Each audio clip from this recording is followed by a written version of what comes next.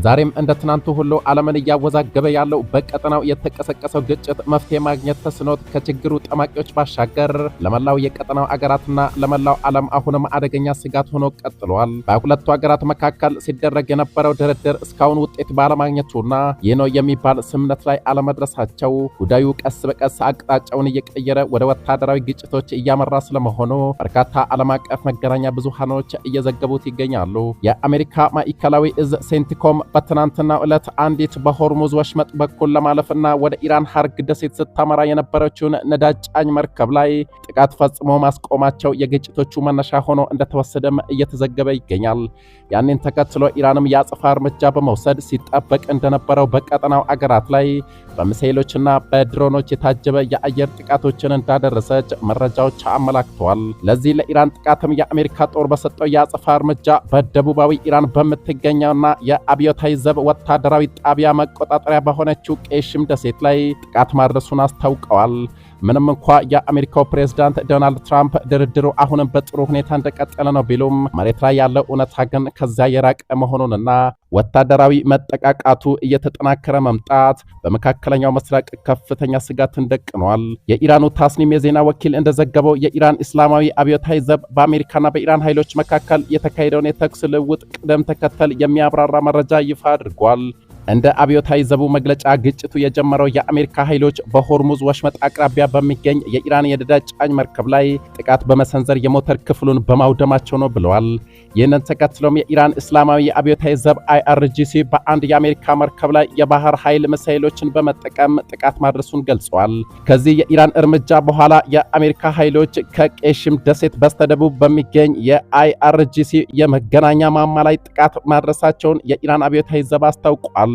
ያንን ተከትሎም አብዮታዊ ዘቡ ይህንን የዋሽንግተን እርምጃ ለመበቀል ሚሳኤሎችንና ድሮኖችን በመጠቀም በቀጠናው ከሚገኙት ሀገራት በሚገኝ የአሜሪካ ጦር ሰፈርና የጦር ሄሊኮፕተሮች ላይ ጥቃት መፈጸሙን አስታውቀዋል። የአሜሪካ ጦር በበኩሉ እንዳስታወቀው በኢራን ደሴት ላይ ራስን የመከላከል ጥቃት መፈጸሙንና ወደ ጦር መርከቦችና ወደ ባህረ ሰላጤው ሀገራት የተተኮሱ ሚሳኤሎችና ድሮኖችን መጥቶ መጣሉን ይፋ አድርጓል። የአሜሪካ ማዕከላዊ እዝ ሴንቲኮም በሆርሙዝ ወሽመጥና በኢራኗ ቄሽም ደሴት ላይ ጥቃት መፈጸሙንም አልደበቀም። ኢራን ወደ መካከለኛው ምስራቅ አገራት ልትፈጽም የነበረውን የጥቃት ሙከራ ተከትሎ ጥቃቱን መሰንዘሩን አስታውቋል። ኢራን ወደ ኩዌት 2 ሚሳኤሎችን ማስወንጨፏን፣ ነገር ግን የታለመላቸውን ኢላማ ሳይመቱ መውደቃቸውን እንዲሁም 3 ወደ ባህሬን የተወነጨፉ ደግሞ በአየር ላይ እንደከሸፉ መደረጋቸውን ሴንቲኮም ጨምሮ ገልጿል።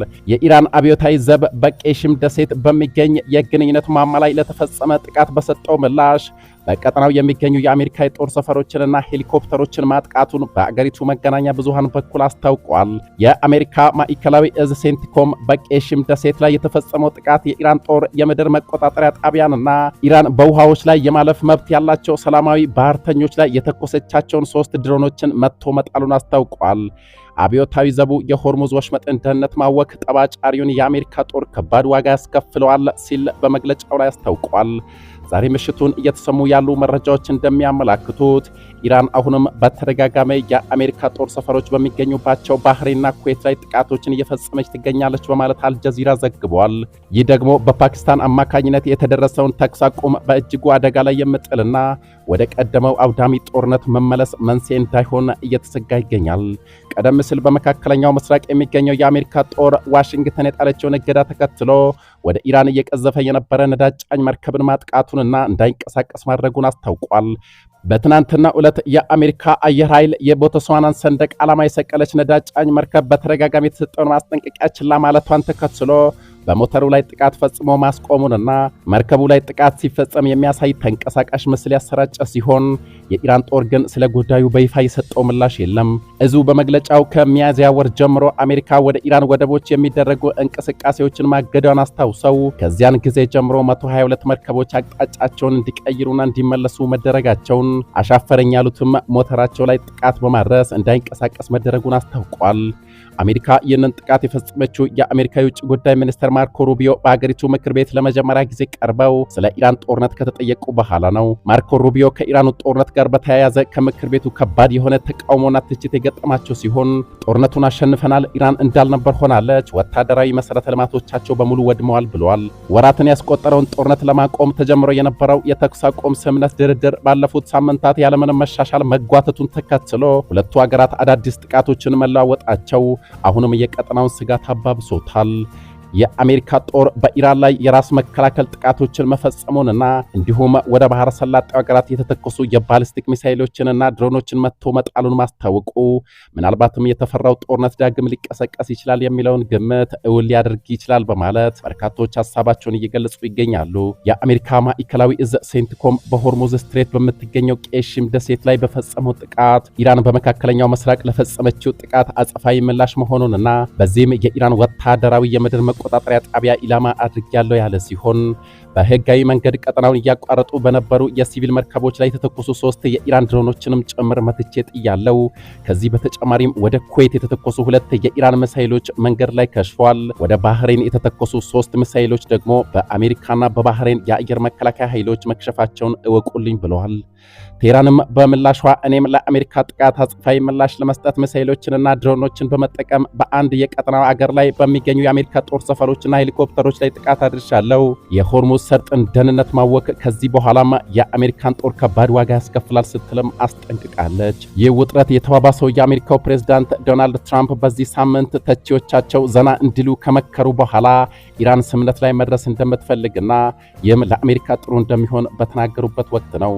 ሲቢኤስ ኒውስ እንደዘገበው ፕሬዝዳንት ትራምፕ ሊኖር ስለሚችለው የሰላም ስምምነት ማዕቀፍ ማስተካከያ እንዲደረግ መጠየቃቸውንና ማስተካከያው የሆርሙዝ ወሽመጥን ጉዳይ፣ የበለጸገውን ዩራኒየም ከኢራን ማውጣትና የኢራንን የኒውክሌር ፕሮግራም በተመለከተ አዲስ ድርድር መክፈትን ያካተተ ነው ብለዋል።